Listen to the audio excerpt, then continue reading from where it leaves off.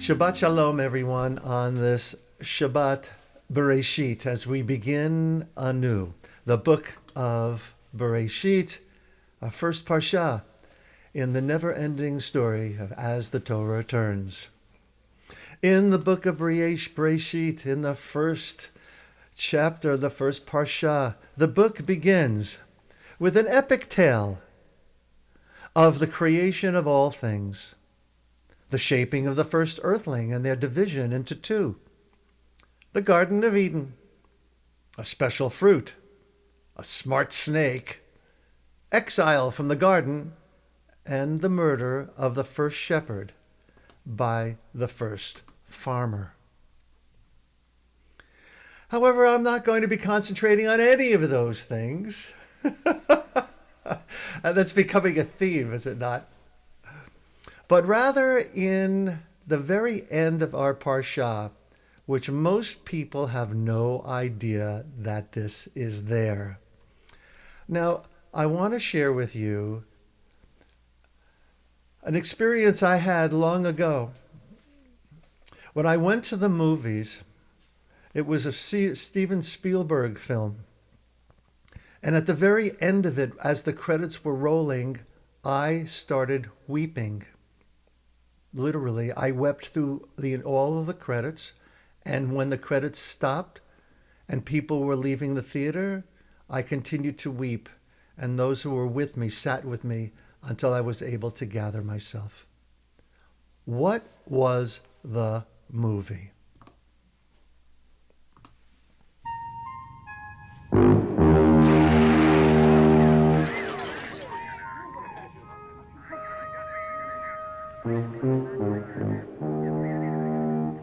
The movie, of course, was Close Encounters of the Third Kind. Why did I weep at the end of that movie? It was only in hindsight that I realized, because my reaction was so visceral, that it was because the communication between the earthlings and the aliens was through music. That hit me so deep in the kishkis. That's who I am. As you know, how many times have I shared with you that my children always ask me, does everything have to be a song with you? And of course, the answer is yes. And so this hit me in a very, very powerful place. Now, it takes some bit of imagination, or perhaps a first-hand experience of otherworldly things that may not in the end be so otherworldly. You know, Rabbi Levi Yitzchak of Berdichev teaches that everything God created exists forever and never ceases to be. One way I understand that is there are reruns of I Love Loosely permeating through the universe as we speak. Nothing dies. Everything that goes out, that's why every action we make has rippling effects on each of us and everything that ever was, is, and will be. Rabbi Yehuda Bar Shimon says, it does not say it was evening, but and it was evening. So where am I going here? I'm going here something I alluded to before. We derive from this, or Rabbi Yehuda Bar Shimon, that there was a time system prior to the one that we live in. Rabbi Abahu says, this teaches us that God created worlds and destroyed them, saying, this one pleases me, those did not please me. Remind you of the angel story that I shared with you before? Let's continue. Prior worlds. And now we're getting to the section that I promised are going to make your mind explode. Well, your head maybe. Genesis 6, 1-4. We'll blame all this on our friend Scott Ryder. Tells the story of the Nephilim, which means fallen ones, like Nafal. They were the product of copulation between the divine beings and human women.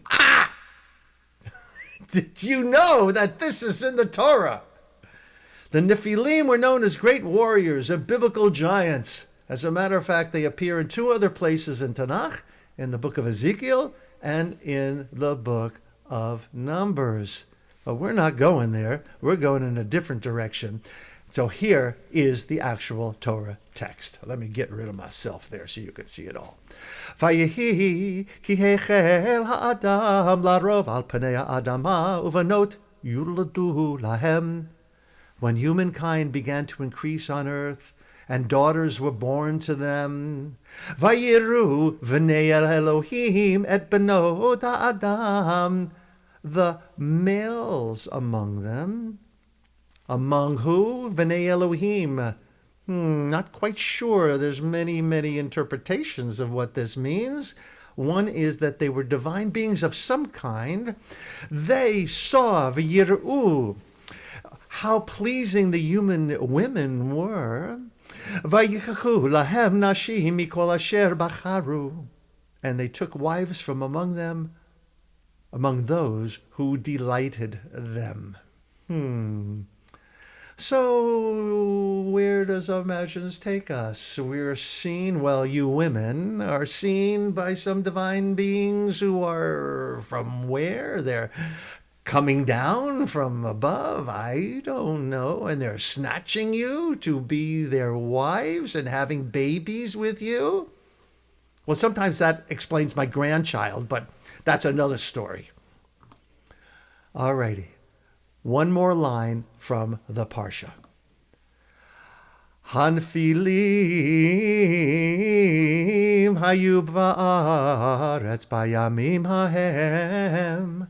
It was then, and later too, that the Nephilim appeared on earth, when divine beings cohabited with the human women who bore them offspring. Such were the heroes of old, the men of renown. How do you have any idea that this appears in Torah? Raise your hand if this is new to you. The rest of you are lying. All right, what did they look like? Whoa! Okay, so it's a little hard to see, but you get the comparative heights between the largest beasts and the smaller of the Nephilim. And here you're going to see that the tallest Nephilim are found in low gravity environments. Where did I find this? In the Encyclopedia Galactica. Since their extreme height makes them unstable, the tallest of these tweaks have a third leg biosculpted from their tailbones. You see the third leg and the second from the left? Yeah. I think he's wearing Nike shorts. There they are. The Nephilim, the giants, who reappear as the Nephilim when the spies go out to search out the land, Latur, over the land. They were so named because anyone who saw them lost heart at their huge stature. And it says from the book of Numbers, Bamidbar, and there we saw giants, the son of Anak, which come of the giants, and we were in our own sight as grasshoppers, and so we were in their sight. You can see very well why those spies freaked.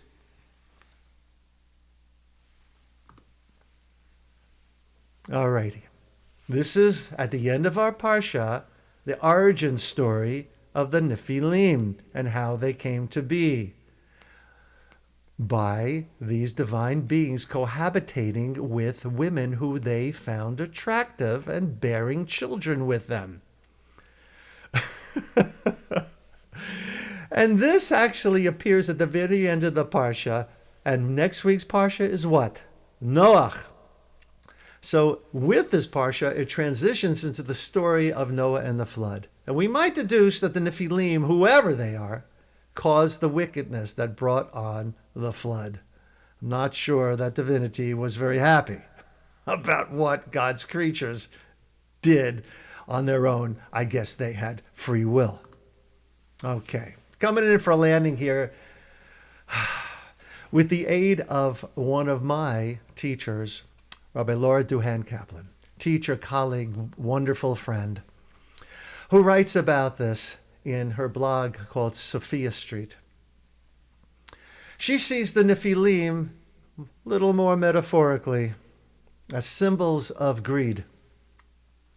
In the first book of Enoch, she points out, which is written in the 2nd century BCE, it says the Nephilim are fallen angels, which makes a little bit of sense since nafal means to fall. They teach their wives all the arts of civilization, but their children become greedy and consume everything around them. They eat all the plants and animals and then start eating people. Thank you, Laura. All right, but how to think about this and make some sense that's usable for our own psycho-spiritual way? Think about this as origins of greed, habitat destruction, and ecological change. This is something that we can make a difference about if we understand that there are people in this world who are kind of unworldly. Another explanation gives us that these are symbols of corruption, the Nephilim are. In Genesis Rabbah, which is a rabbinic midrash collection from about 600 CE, it says the Nephilim are human beings. These men worked in trusted positions, but they're not trustworthy. This is a good day to be talking about this.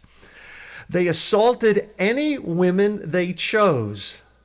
Remind you of anyone? Out of self-interest, they destroyed everything entrusted to them, including their communities. Wow. Think political corruption. Aha. Now we can make some kind of sense of what the Torah is offering us. As a warning, perhaps? But Reb Zalman reminds us we need to bring our spiritual imagination into it. Reb Zalman of blessed memory holds that biblical spiritual imagination is crucial for reviving meaning in modern religious life. Reb Zalman stresses that using this imagination can hasten healing of the world and of the self, guiding us into a future guided by deeply held spiritual narratives rather than short-term thinking. When we redream the myths that sustain us to achieve a post-triumphalist vision, all religions will be seen as vital organs of the planet, fostering a collaborative and healed world. My friends, that is your definition of Jewish renewal. And so, on this Shabbat Bereshit, may we continue to lend our spiritual imagination to our sacred texts and together find our way in creating a more just and loving world. Shabbat Shalom, everyone.